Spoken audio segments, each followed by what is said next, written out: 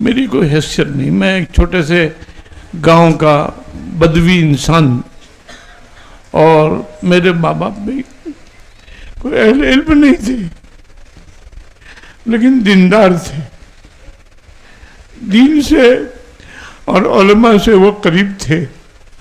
ہمارے دادا جان وہ بھی ماشاءاللہ دیندار تھے، کسان تھے، لیکن وہ متشدد تھے اپنے اولاد کی تربیت میں۔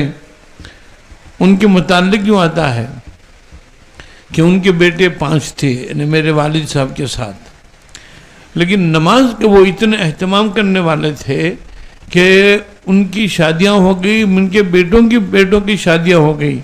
جب وہ اپنے گھوڑوں پر آتے تھے وستان سے کوساڑی، تو مجال نہیں تھی کہ ان کی رکعت جاوے، ان کی گرفت ہوتی تھی۔